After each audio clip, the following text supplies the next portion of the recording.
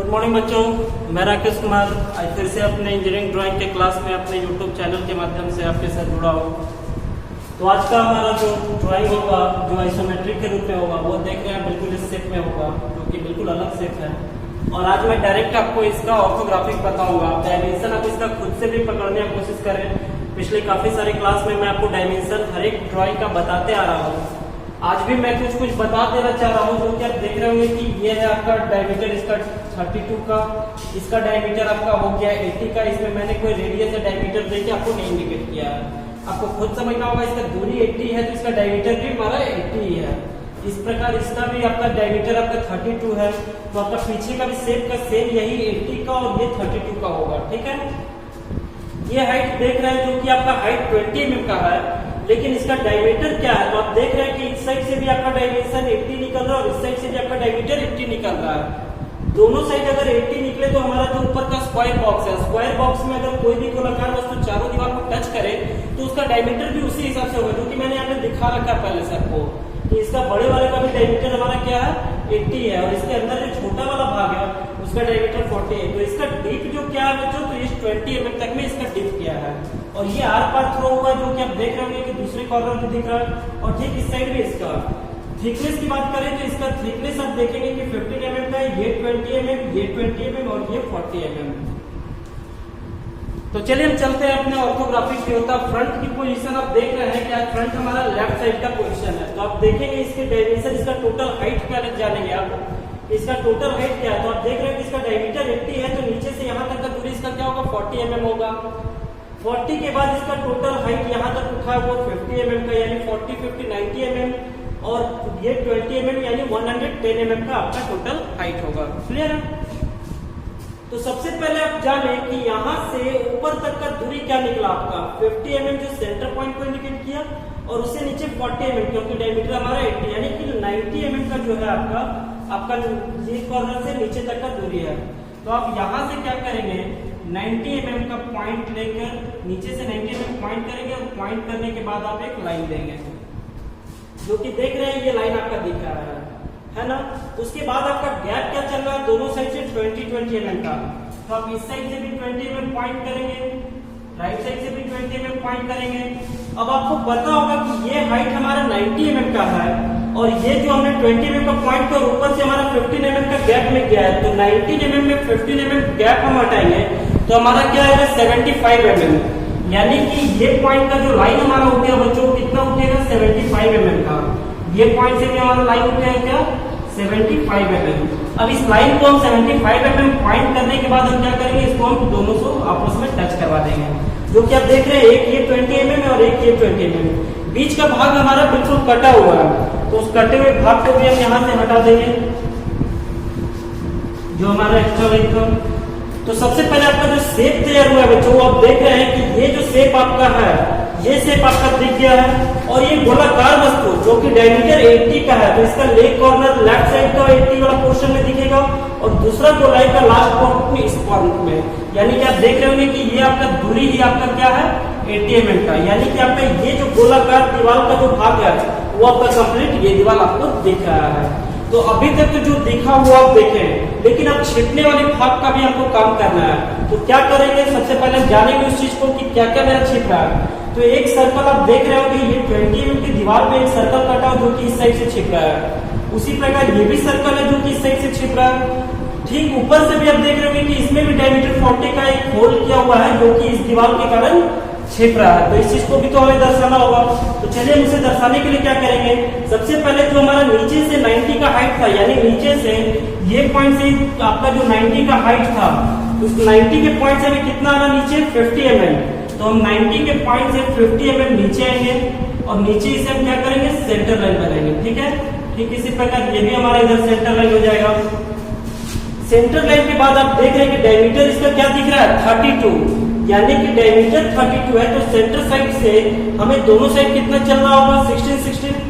तो हम भी क्या करेंगे, ये पॉइंट से 16 ऊपर पॉइंट करेंगे, और ये पॉइंट से 16 नीचे पॉइंट करेंगे। तो ये नीचे ऊपर पॉइंट करने के बाद हमारा जो भी भाग जितने दूरी में छिप रहा है, हम मीडियन लाइन के माध्यम से उसे उतने दूरी में दिखा देंगे। तो आप देख रहे होंगे कि एक जो होल ये हमारा अंदर वाला था, उसके उसका मैंने हिडन यहाँ पर दिखाया। दूसरा होल भी सेम डायमेंशन में जाएगा, तो हम भी यहाँ से ऊपर 16 mm पॉइंट करके एक हिडन स्टेप दिखाएंगे और दूसरा नीचे 16 mm पॉइंट करके ये इस तरह दिखाएंगे। तो आपको दिख रहा होगा बच्चों की फ्रंट की ओर से जो हमने देखा वो तो दिखा है, लेकिन जो छिपा हुआ भाग था वो भी हमने हिडन लाइन के माध्यम से आपको अकॉर्डिंग टू डायमेंशन आपको यहाँ पर करके दिखा दिया कि सेंटर पॉइंट से यहाँ तक का दूरी आपका क्या था 50 mm है ना, और डायमीटर हमारा 32 था, तो 16 mm ऊपर 16 mm नीचे। अब दूरी क्या है, तो जो हमारा 20 mm का बिट में ही कटा हुआ था, तो हमने भी 20 mm का बिट में ही हिडन लाइन को दिखाया। अब ऊपर वाले काम करेंगे, ऊपर वाला का भी हमने क्या करना है, हिडन लाइन इसका दिखाना है। तो हम क्या करेंगे, 80 mm का सेंटर लाइन ले लेंगे पहले, ठीक है।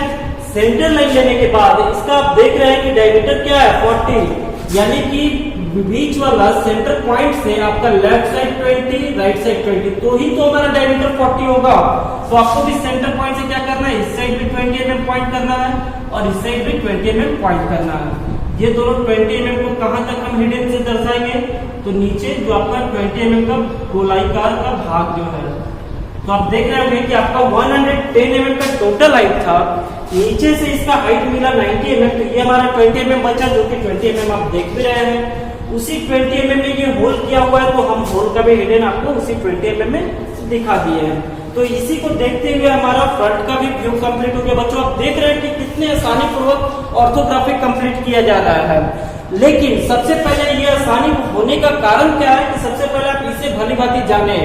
जब तक आप आइसोमेट्रिक को नहीं समझ पाएंगे, उसका देखने का नजरिया को नहीं देख पाएंगे, तब तक आप ऑर्थोग्राफिक नहीं कर पाएंगे, क्योंकि आपको पता ही नहीं होगा कि आखिर हम फ्रंट से देख रहे हैं तो हमें दिख क्या क्या रहा है। ऐसे तो हमें देखने से तीनों भाग एक साथ दिख रहा है, जिसको थ्री डायमेंशनल व्यू कहते हैं। ये हमारा 2 डायमेंशनल व्यू है, जब भी दिखेगा तो 2 डायमेंशन ही दिखेगा। जब आप इसमें भली बातें देखने के लिए सीख जाएंगे तो आपको इसमें कहीं कोई कठिनाई नहीं होगी, क्योंकि आपको इतना पता हो जाएगा कि हमें जो भाग दिख रहा है वही भाग को हमें दर्शाना है। क्लियर है। अब हम आते हैं साइड की ओर। साइड की ओर से जब हम देख रहे हैं तो हमें क्या दिख रहा है, एक यू शेप का आपका ये वाला गोलाकार भाग, उसके अंदर एक सर्कल और ठीक ऊपर का ये 20 mm का दूरी है ना। तो सबसे पहले हमारा नीचे से यू शेप का जो भाग है, इसका हाइट क्या हमने निकाला था 90 mm, तो ये हमारा 90 mm का पॉइंट है, हम इसी को फॉलो कर लेंगे, जो कि ये भी दूरी हमारा क्या निकल आएगा 90 mm। क्लियर है। अब 90 mm तो हमने ये दूरी निकाल लिया, अब हमें सेंटर लाइन लेना है ऊपर से कितना 50 mm नीचे आके। तो आप देख रहे हैं ऊपर से 50 mm नीचे आके ये सेंटर लिए थे, तो क्या इसी सेंटर को पैरेलल हम यहाँ पर नहीं ले सकते हैं सेंटर लाइन, ठीक है। सेंटर लाइन हमने ले लिया। अब क्या करना है, एक हमें जो नीचे जो हाफ सर्कल जो दिखेगा साइड की ओर से, उस हाफ सर्कल को ड्रॉ करने के लिए क्या करना है, यहां से भी इसका 80 mm का हाफ करेंगे और हाफ करने के बाद हम एक सेंटर लाइन ऊपर से नीचे तक दे देंगे। अब जो हमारा कंपास का जो पॉइंट निकला बच्चों, ये पॉइंट है, इसी पॉइंट पर हम कंपास को रखेंगे और इस पॉइंट पे स्ट्रेच करते हुए हमारा जो गोलाकार भाग बनेगा बिल्कुल इस शेप में,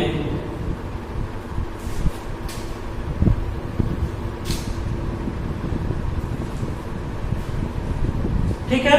इस तरह आपको गोलाकार भाग इसका निकाल देना है। उसके बाद क्या करना है, बीच का जो हमारा डायमीटर 32 का है, यानी कि यही सेंटर पॉइंट हमारा डायमीटर 32 के लिए भी यूज होगा। तो हमारा डायमीटर 32 चलने के लिए कंपास को क्या करेंगे 16 mm पॉइंट करेंगे और 16 mm पॉइंट करने के बाद ठीक एक गोल बना देंगे। तो आप देख रहे होंगे कि डायमीटर डायमीटर 32 का हमने जो गोलाकार चाप खींचा है वो बीच में आपका दिख रहा है। अब इसमें कुछ एक्स्ट्रा भी लाइन है, उस एक्स्ट्रा लाइन को मैं हटा दे रहा हूं ताकि आपका साइड का जो एक्चुअल शेप हो वो आपको आसानी पूर्वक दिख सके।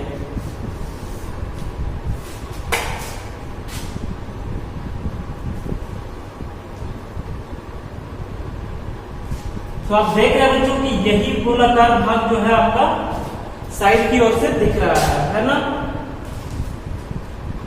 साइड की ओर से। अब हमने नीचे वाला का तो काम कर लिया, लेकिन अब हमारा ऊपर का जो काम करना है उसके लिए हम क्या करेंगे, तो ये तो हमारा ऑलरेडी बनकर दिख ही रहा है, क्योंकि ये 80 का दूरी था, तो हमारा ये भी दूरी 80 का है, तो इसका लेफ्ट कॉर्नर और राइट कॉर्नर दोनों मिलकर एक लाइन के भांति ही दिखेगा।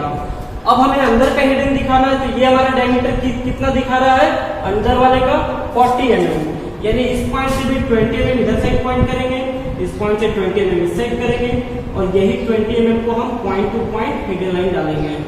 हिडन लाइन हम आपको हमेशा याद रखेंगे कि जब भी हिडन लाइन डालेंगे तो जिस भाग से जिस भाग तक जो वस्तु छिप रहा है, हिडन लाइन भी उसी भाग से उस भाग तक देंगे, ना उससे पहले स्टार्ट करेंगे ना उसके बाद स्टार्ट करेंगे। क्लियर है? अब हमको एक चीज और देखना है बच्चों कि ये जो हमने यहाँ से सेंटर पॉइंट से 50 का जो सेंटर पॉइंट था, उससे हमने इसके लिए डायमीटर कितना स्टार्ट किया था, 16 mm। अब 50 mm देख रहे हैं ये दूरी है, लेकिन इसका दूरी आपको क्या निकाले थे, गोलाई का नीचे से ऊपर 16 mm है ना। जब नीचे से ऊपर हम 16 mm चल रहे हैं, तो आप देख रहे होंगे कि इसका ऊपर का जो कॉर्नर, ये बीच वाला भाग का जो कॉर्नर किया हुआ है, वो कॉर्नर भी आपका छिप रहा होगा।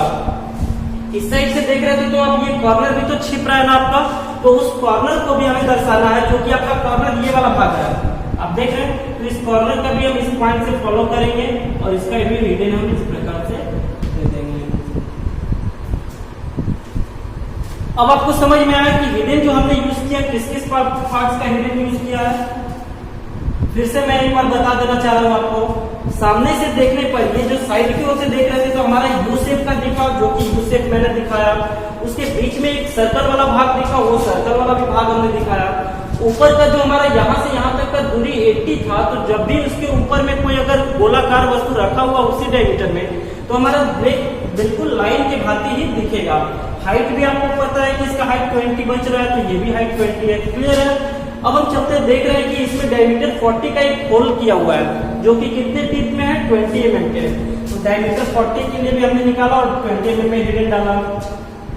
अब इस तरफ से देखने पर ये जो कॉर्नर अंदर आर पार किया हुआ है, जो कि आप देख रहे होंगे, इसको देख के आप समझ रहे होंगे, तो वही कॉर्नर हमारा इधर से साइड की ओर से छिप रहा था, जिसके लिए मैंने ये हिडन आपको डालकर दिखा दिया है।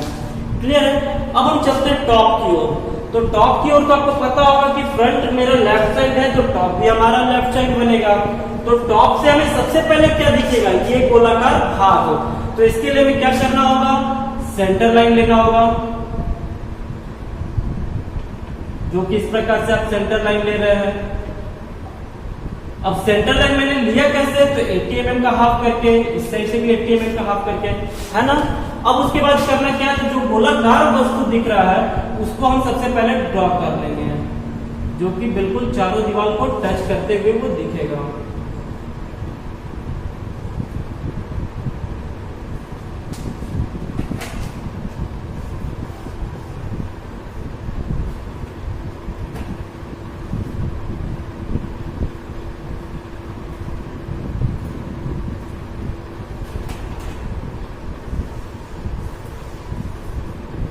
तो मैं यहां पर एक गोल कर दे रहा हूं, आप इस गोल को देखेंगे।